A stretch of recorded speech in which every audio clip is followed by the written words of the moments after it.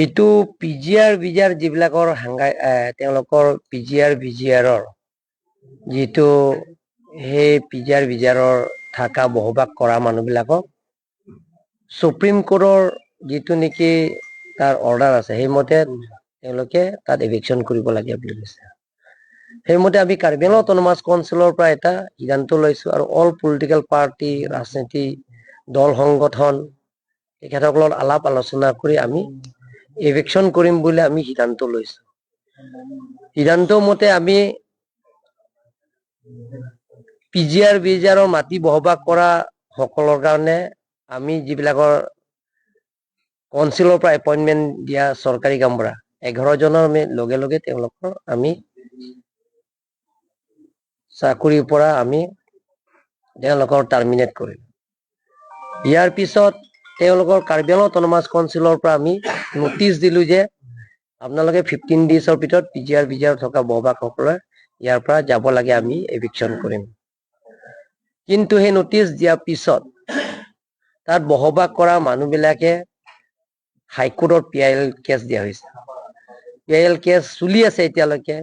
PIL cash দিয়াৰ পিছত আমিও লাগি আছো কেছ জিকিবৰ কাৰণে, কিন্তু কেছটো এতিয়ালৈকে চলি আছে। PIL case contempt of court act 1971 under section 12 মতে আমি যদি এভিকশ্যন কৰিবলৈ হলে আমি ওটা পানিচমেন্ট পাম, আৰু সেইটো কোৰ্ট কেছ চলি থকা সময়তো এভিকশ্যনটো কৰিব নোৱাৰে। সেইকাৰণে তেওঁলোকে যে হাংগাই ষ্ট্ৰাইক কৰিছে, হাংগাই ষ্ট্ৰাইক কৰি আমি আপত্তি কৰা নাই, কিন্তু আমি কৈছো যে আলাপ আলোচনাৰ মাজতে সমস্যাটো সমাধান কৰিব পাৰিম। কিন্তু তেখেতসকলক ৰিটাৰ্ণ দিব লাগে বুলি কৈছে। ৰিটাৰ্ণো আমি দিছো কাৰ্বি আংলং অট'নমাছ কাউন্সিলৰ পৰা। ৰিটাৰ্ণ দিছো প্ৰিন্সিপাল ছেক্ৰেটাৰীৰ জৰিয়তে মই প্ৰেৰণ কৰিছো যে আলোচনা কৰিম, আপোনালোকে আহক। আজি ডেটটো ঠিক কৰাইছে, আজি 4 বাজি। আজি 4 বাজি তেওঁলোকৰ লগত আলোচনা কৰা আজি সিদ্ধান্ত লৈছো কাউন্সিল কনফাৰেন্সত, কিন্তু তেওঁলোকৰ অহা নাই। যোৱাকালি তেওঁলোকৰ কেইজনমান ধাৰণা পাৰ্টি তেওঁলোকৰ আৰক্ষীয়ে ট্ৰিটমেন্টৰ কাৰণে তেওঁলোকে গুৱাহাটী লৈ গৈছে চিকিৎসাৰ কাৰণে। গুৱাহাটী এৰেষ্ট নহয়, গুৱাহাটী মেডিকেল কলেজত লৈ গৈছে। তেওঁলোকৰ স্বাস্থ্য ফাৰ্ডাৰ ট্ৰিটমেন্টৰ কাৰণে তেওঁলোকে লৈ গৈছে। গতিকে সেইটো লৈ তেখেতসকলে মানুহৰ মনতো ভুল বুজাবুজি হৈছে যে এইটো এৰেষ্ট কৰা হৈছে বুলি, যে কেইজনমান ল'ৰা যুৱক যুৱতী আহি তেওঁলোকে মোৰ ঘৰলৈকে তেওঁলোকে টাৰ্গেট কৰিলে। মইতো আজি এপিল কৰিছো যে স্থায়ী শান্তি হওক, আলাপ আলোচনাৰ মাজতে সমস্যাবিলাক সমাধান কৰিব পাৰিম। সদায় মই কৈ থাকো যিকোনো সমস্যা আমি আলাপ আলোচনাৰ মাজতে সমস্যাটো সমাধান কৰিম।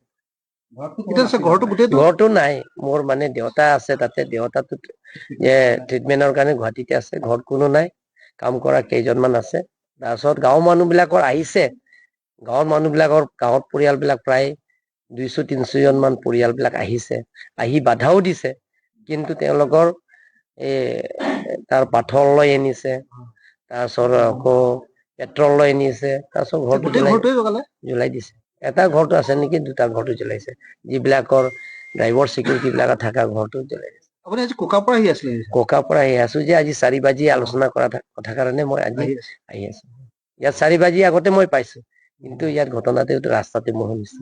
তাৰমানে আৰক্ষীয়ে মানে কালি একো ভুল বুজাবুজি নোহোৱা হলে বা এৰেষ্ট কৰা বুলি যিটো ওলালে ৰাতিপুৱাৰ পৰা, সেইটো নোহোৱা হলে চাগে নহলে আৰক্ষীয়েও নজনালে নেকি, তেওঁলোকৰ প্ৰশাসনে অলপ লেপছ কৰিছে বুলি ভাবি নেকি? নহয়, তেখেতসকল আৰক্ষীয়ে ট্ৰিটমেন্ট কাৰণে আপোনালোকক লৈ যাম বুলি লৈ গৈছে, এৰেষ্ট নহয়।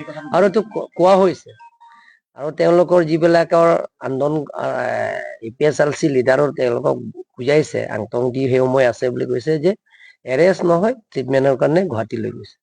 আৰু খেৰণিৰ পৰা 3খনমান গাড়ী টাটা মোবাইলত আপোনাৰ ঘৰলৈ খেৰণিৰ পৰা গৈছে। সময়তো পুলিচ মানে যেনেকুৱাকে থাকিব লাগিছিল পৰ্যাপ্ত নাথাকাৰ কাৰণে হল বুলি ভাবিছো।